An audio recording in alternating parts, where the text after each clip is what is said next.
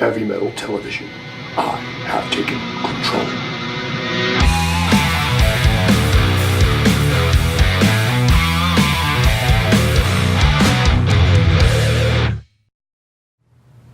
Heavy Metal Television. It is the Chris Catero Power Hour. I am Chris Catero from Razer. I'm taking over this joint for the next few hours and playing some of my favorite tunes. Like this one from Judas Priest, Freewheel Burning, off the Defenders of the Faith album. And you know, Priest just put out, not too long ago, a 30th anniversary edition of this, which has some pretty rad stuff on it, remastered record, live album. Kind of looks, like this, because I own it. Because I'm cool and I'm a metalhead and I get good shit like this. And I don't listen to like bullshit like, I don't know, One Direction or whatever that horseshit is that they play that they call music that's not really music. This is actually really good music. And if you don't own this, you're a loser. So go get it now. Freewheel Burning. Hey guys, it's Chris from Razer, still here with you on Heavy Metal Television. Next up, we're gonna do some Finnish folk metal. And they dance like this in the video because it's in a Russian discotheque. I don't know. That's the best I can do. They do a much better job in the video. Love it, kind of hilarious. The band Turisas. The song is Rasputin. The Russian queen. Those Russians. Dig. I left alone. My mind was blank. Hey guys, it's Chris from Razer. Still here with you on Heavy Metal Television. And for the next song, I'm getting a little assist from Eddie.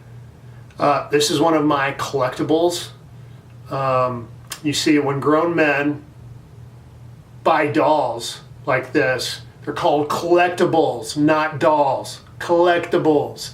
And the reason they're called collectibles is because, you know, we say we're going to keep the package, and in 15 years, it's going to go for like $1,000 on eBay. The problem is, they're in our collection. We're never getting rid of them. It's the great scam to ourselves of why we buy this stuff and get away with it. And the fact, you know, we still like dolls of heavy metal bands. Collectibles though, not dolls, collectibles. Long story short is, obviously we're getting ready to do Iron Maiden song. Iron Maiden is my favorite band of all time. Steve Harris really is the reason I'm a bass player today. Back when I was a kid, when I first heard Iron Maiden, their music just spoke to me, and Harris's galloping bass lines and just his in-your-face demeanor on stage really spoke to me and really carved my path to bassdom. So without further ado, we're going to do one of my most favorite tracks from Iron Maiden, 666, the number of the beast. Here it comes. Right to you guys on Heavy Metal Television. Alright kids, Chris from Razer, still here with you on Heavy Metal Television. Now up, we're going to play another one of my all-time favorite acts. And I say acts because he's been around forever. He's really the godfather of heavy metal. Ozzy Osbourne, from Black Sabbath to all the cool stuff he ever did with all the great guitar players. Did the dude not like write the entire guitar history in his own band, damn near? Tony Iommi, Randy Rhoads, Jake E. Lee, Brad Gillis was tucked in there, the mighty Zakk Wylde. You know, I mean, it's like a laundry list of some of the greatest players of all time have played with Ozzy Osbourne. So what we're going to do here is a live track, actually, off the Bark of the Moon record. This is a lot of fun. I actually get to play a bunch of this stuff, me being the musical whore that I am. There's a very cool Ozzy impersonator tribute band here in Phoenix that I play in called I Don't Know, which has probably the single greatest Ozzy impersonator on the planet, named Kevin Schumacher, who looks and sounds exactly like Ozzy. It's spooky. It's like I'm on stage with Ozzy.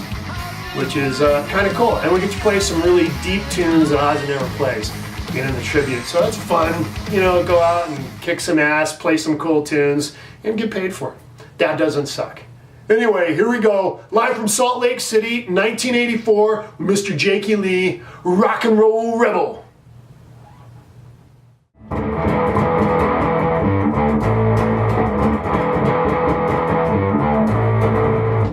Hey guys, it's Chris from Razer. I'm still here. Bass, distortion, badass riffs. It's all Motorhead. That's what we're gonna do now because we can, and they're badass, and Lemmy is God. Rest in peace, my brother.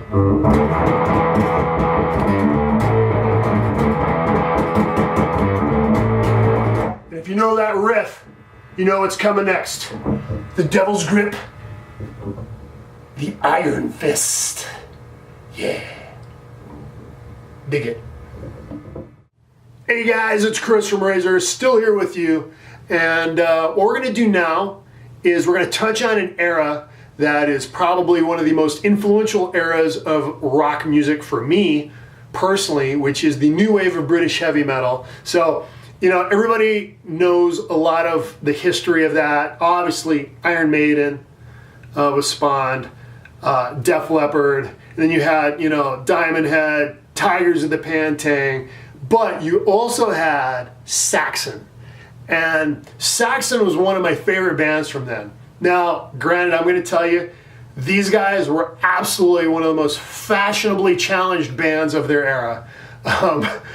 If you look at their videos, they are a mishmash of all sorts of stuff going on. However, that mishmash was awesome.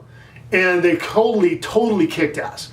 I loved all that early stuff. So this track is a live track, the title track of the Strong Arm of the Law album. And it's from the Beat Club in 1981, which is this weird little show that was on German TV. And you'll laugh because you see all these Germans sitting down kind of politely applauding while Saxon is melting their faces.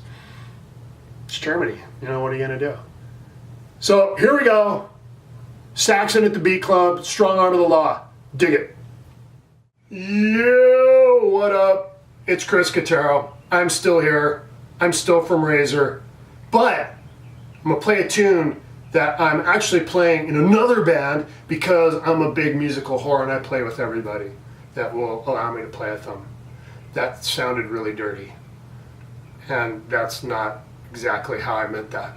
But anyway, I digress. So, the other band I've been starting to play with is with Wild Mick Brown, drummer of Dokken and Ted Nugent and Lynch Mob and Montrose. We got a little band together called the Bourbon Ballet where we play all these tunes from Mick's career. And this is one of them, Lynch Mob, Wicked Sensation. Because I got that Wicked Sensation. Yeah, Heavy Metal Television, here it comes. Right now. Heavy Metal Television, I have taken over. Chris Catero from the band Razer here. Next up, we're going to play something very heavy from Arch Enemy, My Apocalypse. Hey guys, it is Chris from the band Razer, hanging out with you still, playing some more tunes. This one is gonna come from the most excellent German metal. Yes. From Udo Bergschneider. Yeah, that's the album. These are called albums, kids. You used to put these on turntables and spin them and music came out. It sounded better than MP3s too. I know it's crazy, but it's hard to believe, but it's true. Midnight Mover. Dig. Hey guys, it's Chris from Razer here on Heavy Metal Television, the loudest internet television channel on the planet. It is. And what we're going to do now is we're going to prove it by playing something really loud.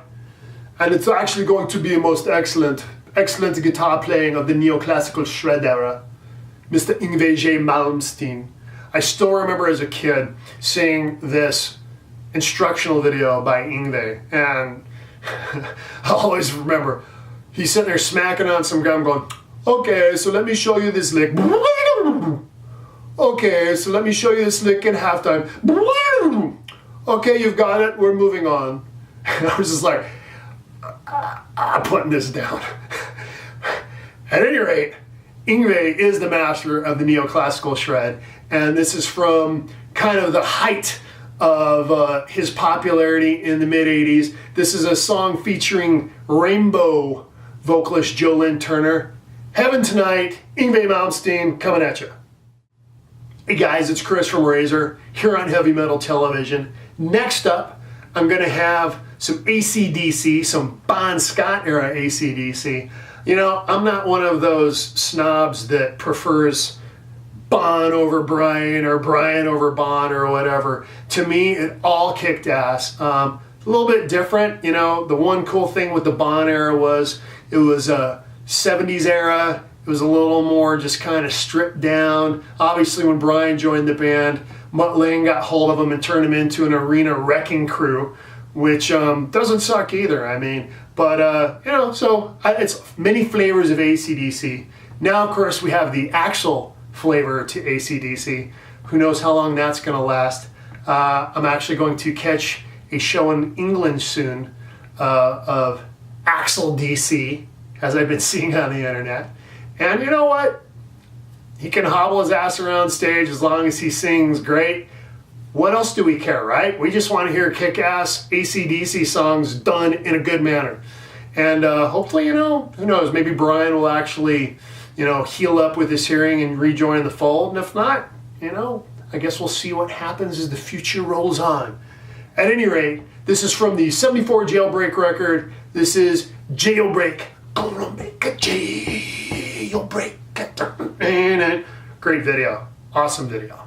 Gotta love Bon in this one. Here it comes, Jailbreak. Hey guys, it's Chris from Razer. Still here with you on Heavy Metal Television for a little bit longer. So what I'm going to do is another one of my most favorite bands in the world. This is from Whitesnake. David Coverdale is like an all-time favorite singer. And you come back from Deep Purple, which getting into the Rock and Roll Hall of Fame, totally happy to hear that. But once he left Purple and went out on his own with Whitesnake is really where he found himself as I think as an artist and a performer. And Whitesnake over the years has had some of the baddest musicians on the planet parading in and out of that lineup. And it's very cool. It's just kind of a living, breathing entity that just morphs and morphs and morphs. And I think it's kind of a very unique band. And with Coverdale sitting there, you know, just kind of ringleading the circus the whole way. This tune is called Slow and Easy. It's from the Slide It In record, which is the first album that me as a impressionable young youth here in America. I say that with a British accent because anything that was British has to mean it's cool, right? A good friend of mine tells me that all the time. But, and it's true. If it's anything said with an English accent, you think it's got to be right. If it's rock and roll and it's English, it's got to be right.